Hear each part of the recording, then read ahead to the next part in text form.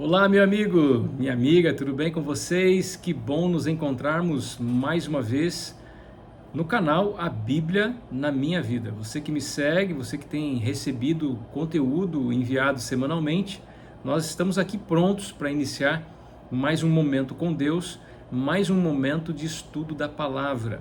E eu quero convidar a você a refletir comigo e também compartilhar o seu aprendizado com outras pessoas, porque esse é o objetivo do canal: facilitar o estudo da Bíblia e tornar a experiência com a Bíblia, com a palavra de Deus, com o relacionamento com Deus mais ampla e profunda em nossas vidas. Eu conto com você nesse objetivo. Então, já compartilhe aí esse vídeo para seus familiares, com seus amigos, com as pessoas que você ama, que você deseja que Deus transforme, e assim nós vamos testemunhando do Senhor continuamente. Estou aqui com a minha lição da escola sabatina, está aqui, olha só a minha lição, eu sempre mostro ela para vocês verem que eu também, olha só, estou estudando aqui, né?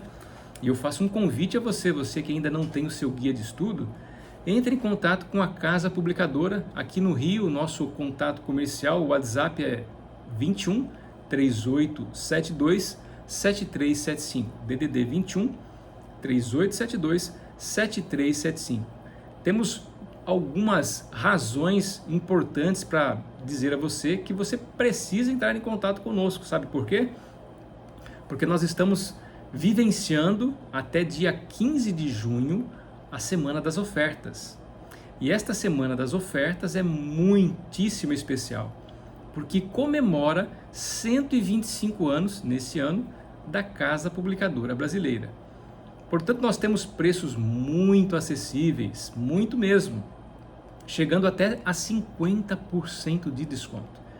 É o momento de você comprar uma Bíblia, um comentário bíblico, olha só, igual esse aqui e outros, né?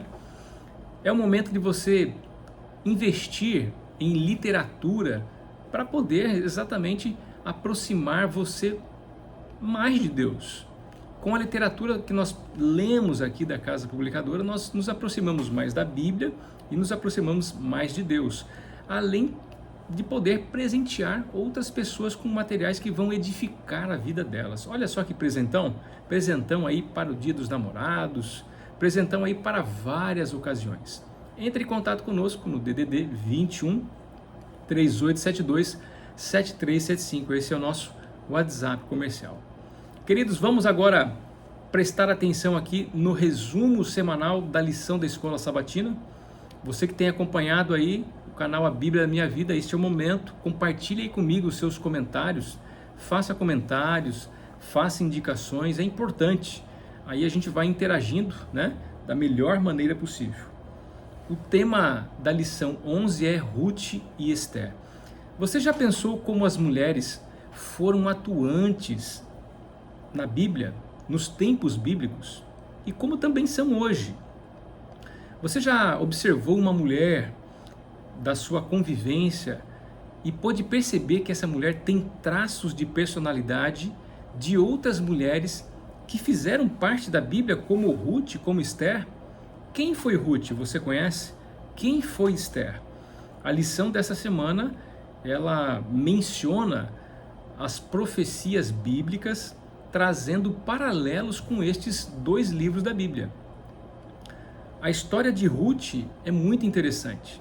Juntamente com a sua sogra Noemi, elas perderam os esposos, né, os maridos, depois de passar momentos um tanto complexos.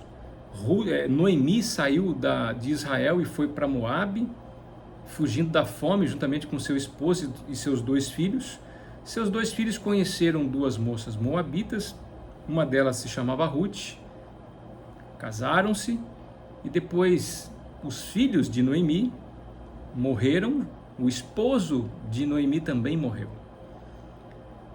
Ruth, ela se destaca porque cuidou muito bem de sua sogra. Esther, o relato de Esther, rapidamente falando, envolve ali o reinado Medo-Persa, o segundo grande império, veio depois de Babilônia, e Esther é elevada a rainha, numa circunstância assim bem interessante. A rainha Vasti de certo modo, afrontou o rei Artaxerxes e precisou se ausentar das suas funções de rainha. Então, Esther foi elevada a rainha depois de uma escolha envolvendo alguns atributos: inteligência, beleza, é o que estava na moda naquela época, e ela foi elevada a rainha. Mas o que nós podemos aprender aqui é que Esther, ela tinha algo a mais.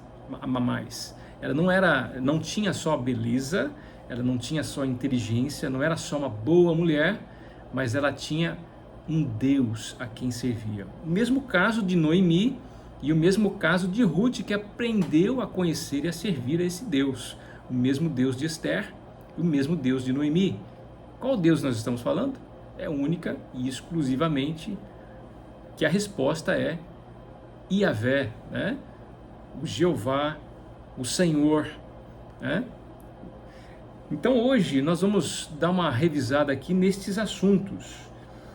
O principal papel dessas duas mulheres nas histórias em que elas vivenciaram foi salvar. É exatamente isso. Elas prefiguram, de certo modo, a salvação em Cristo. Ruth, ela acompanhou sua sogra em seus momentos difíceis, não deixou a sua sogra para trás. E Esther tomou uma decisão muito complexa, difícil, para salvar o povo de Israel, que seria exterminado por conta do ódio de Amã, uma pessoa ligada ao reino medo-persa, ao governo de Artaxerxes, que de certo modo desprezou Mordecai, o tio aqui de Esther, por conta da sua irreverência, entre aspas, porque Amã desejava ser quase que adorado pelas pessoas depois que ele obteve ali uma promoção no reinado medo-persa. Enfim, essas histórias, por mais que possam parecer diferentes, até mesmo malucas para nós hoje, né? Mas nos ensinam grandes lições. Olhe para vocês verem alguns paralelos que nós podemos encontrar com Ruth e Esther.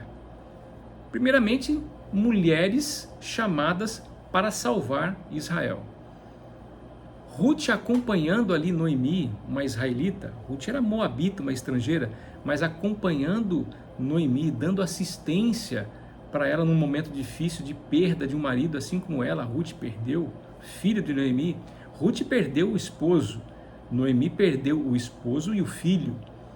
Então este ato de Ruth, não só este, mas o ato que ela realizou juntamente com Boaz, que foi o parente próximo que resgatou a família da situação calamitosa que estavam vivendo do ponto de vista social, econômico e também até espiritual, porque o resgatador, Boaz, deu a Ruth um filho, né? Obed, que continuaria a linhagem do falecido Elimeleque, esposo de Ruth. Todas essas lições nos mostram que, de certo modo, Esther, assim como Ruth, foram chamadas para salvar o povo de Israel, a sequência do povo de Israel. Nós sabemos também, é interessante apontar que Ruth gerou um filho chamado Obed com Boaz. Este Obed, ele é ascendente de quem?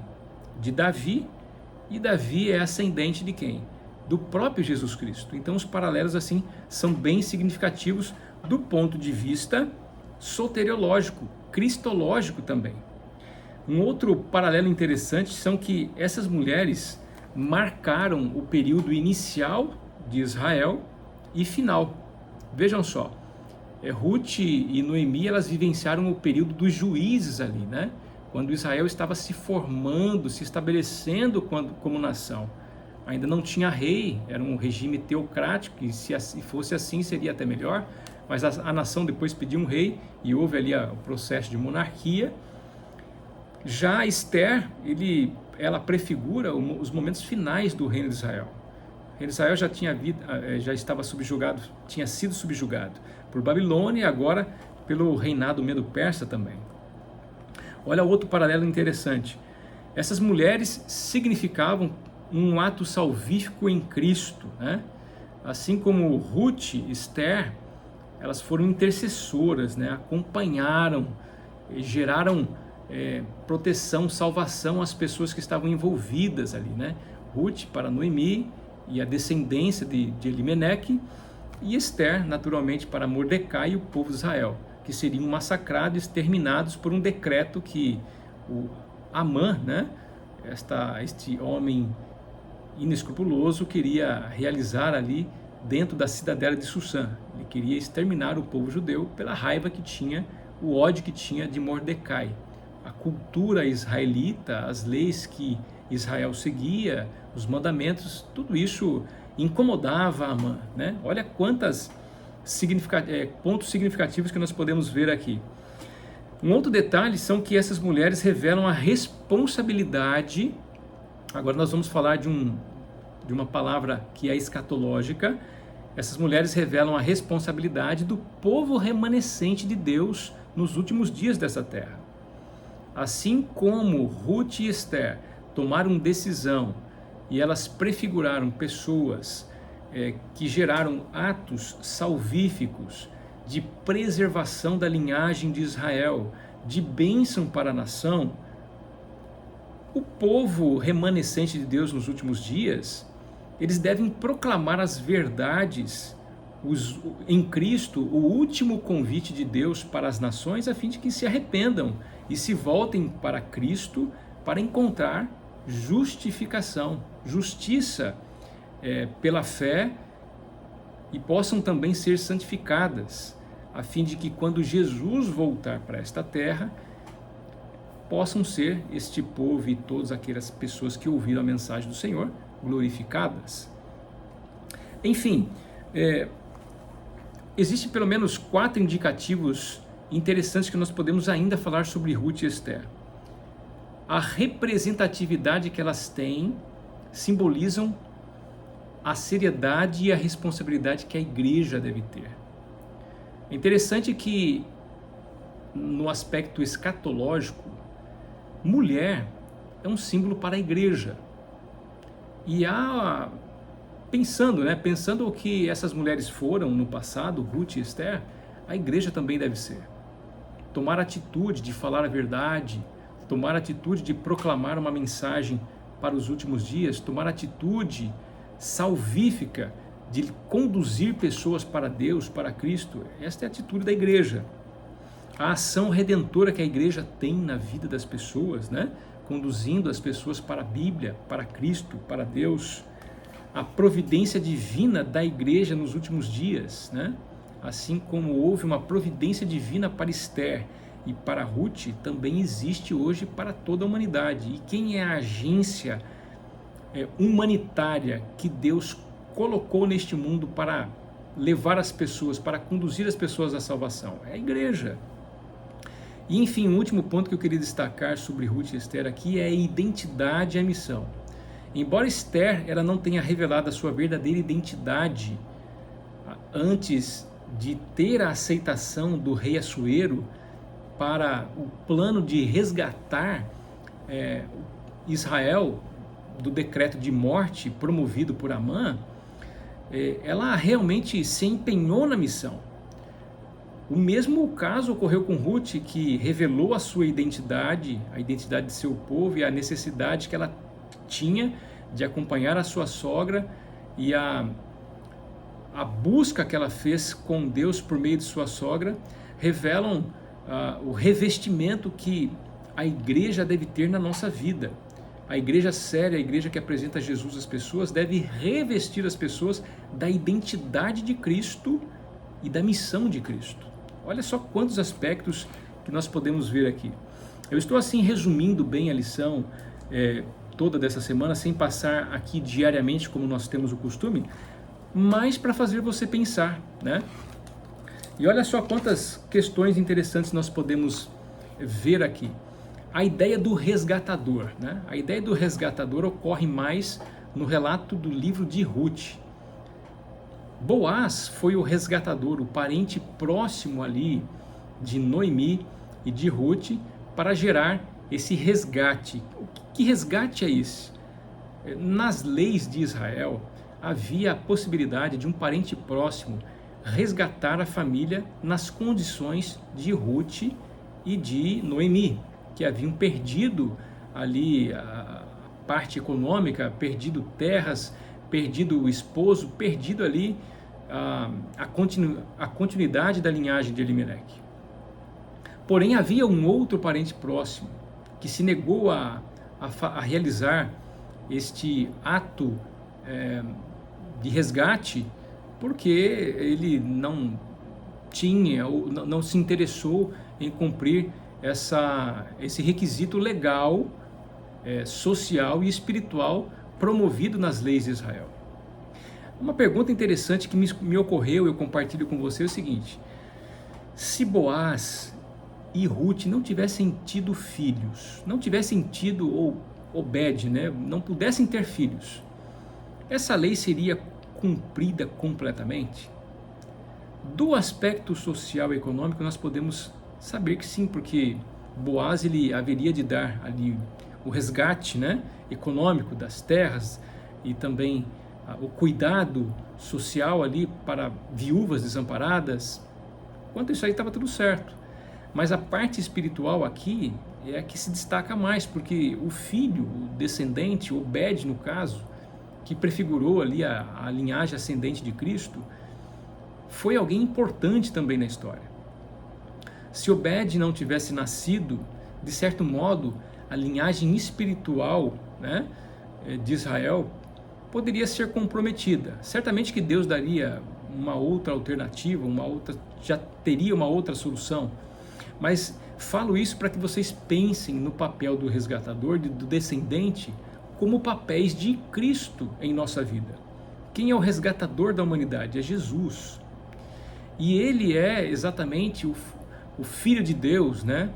Ele é o descendente de Obed, de Ruth, o descendente de Davi, né?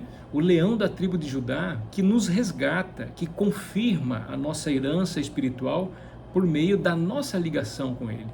Então todas estas alusões e imagens bíblicas aqui são interessantes. Quando nós vamos lá para Apocalipse, por exemplo, Apocalipse no capítulo 12, no capítulo 13, nós vemos ali em Apocalipse 12 uma perseguição, a perseguição, ou seja, do dragão à mulher e seu filho. Ou seja, a mulher ali está grávida, pronta ali para dar à luz, então ela precisa fugir do dragão. O dragão representa a serpente, que representa Satanás, a mulher representa a igreja, né? E o seu filho representa pessoas que são, ou seja, os remanescentes, o povo de Deus. No momento histórico, esta mulher representou naturalmente a mãe de Jesus, e Jesus, né? O Império Romano ali, liderado pelos seus imperadores, representaram este poder perseguidor.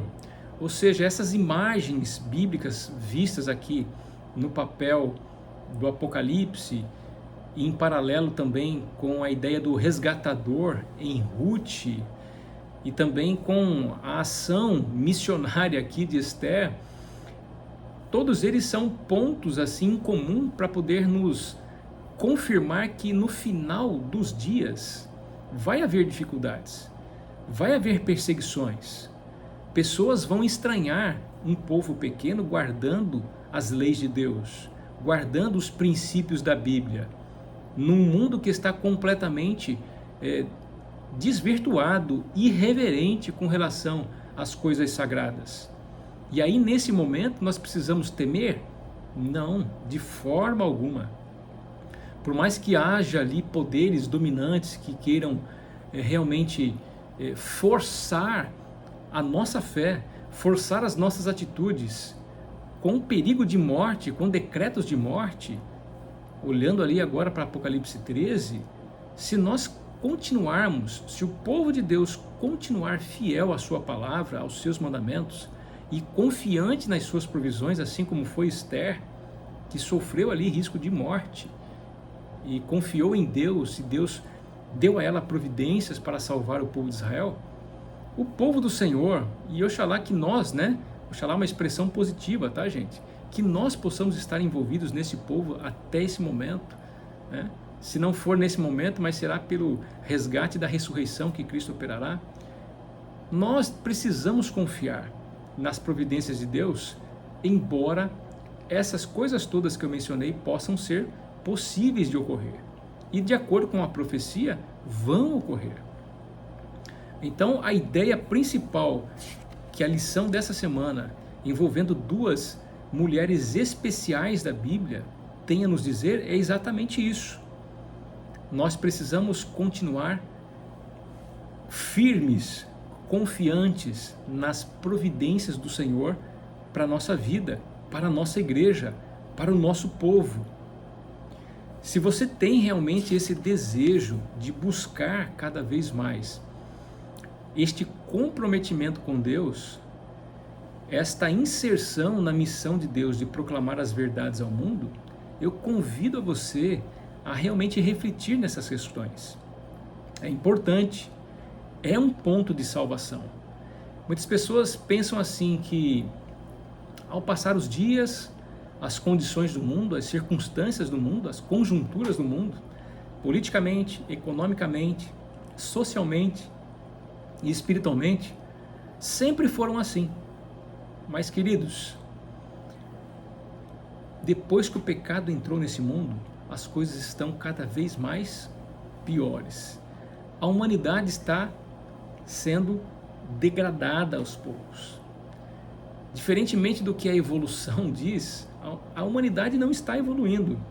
Sabemos que a tecnologia, as coisas, importantes que nós temos hoje ao nosso dispor, elas evoluíram, mas o ser humano ele está involuindo, está se degradando por conta do pecado. E a nossa única salvaguarda, olha só, está aqui, a palavra de Deus. Então, quando nós observamos a profecia bíblica e as histórias como nós vimos aqui de Ruth e Esther e outras, que nós podemos encontrar na Bíblia, nós precisamos identificar pilares, princípios que nos motivem, que nos ajudem a ter a nossa moralidade, a nossa espiritualidade, a nossa coragem, o nosso caráter cada vez melhores, cada vez mais elevados para a honra e glória de Deus. Como nós podemos anunciar a um Deus salvador, resgatador, transformador, com a vida toda degenerada? É impossível. Eu sei que o pecado existe e ele nos afeta. Porém, as misericórdias e a justiça de Deus estão à nossa disposição. E nós precisamos, sim, nos esforçar para buscar ao Senhor, a fim de que Ele transforme a nossa vida e os milagres que ocorreram na vida de Ruth, na vida de Esther, na vida de tantos outros personagens, possam fazer parte da nossa vida também. Eu quero terminar esse comentário aqui, queridos, lendo uma passagem do livro Profetas e Reis, que está na página 352, da autora Ellen White. E ela diz o seguinte: Satanás suscitará indignação contra a minoria que recusar aceitar costumes e tradições populares. Olha só que interessante, né? Governantes perseguidores, pastores e membros de igreja conspirarão contra eles. Ou seja, a perseguição, de acordo com a profecia que virá no tempo do fim, ela não surge só dos meios seculares, não. Ela surge de dentro da igreja, de igrejas que têm pastores, que líderes que não sustentam a sua doutrina com a Bíblia e buscam levar pessoas à perdição. Outra informação interessante que ela revela aqui, por meio de informações falsas e apelos enfurecidos, despertarão a ira do povo contra os fiéis, para apresentar contra os defensores do sábado bíblico, que é um mandamento eterno de Deus aqui, que não foi alterado. Tem uma igreja aí que alterou o sábado para o domingo, mas a Bíblia não alterou. Quem tem maior poder? A autoridade divina ou autoridade humana? Autoridade divina. Então o sábado bíblico, ele está válido, não só hoje, mas por toda a eternidade. Eu vou continuar aqui. Eles recorrerão a leis opressivas que supram sua falta de razão. Para assegurar popularidade e aprovação, os legisladores cederão às solicitações para que se promulguem leis dominicais. Ou seja, vai haver um período em que o sábado bíblico vai ser trocado pelo domingo, e isso vai ser legislado a nível universal, não só municipal, estadual ou nacional, mas universal, no mundo inteiro. As pessoas vão ser obrigadas a guardar um dia da semana que não consta na palavra de Deus, que não é mandamento do Senhor. E por fim, preceito do decálogo, ou seja, o sábado é preceito do decálogo. Nesse campo será travado o último grande conflito na controvérsia entre a verdade e o erro.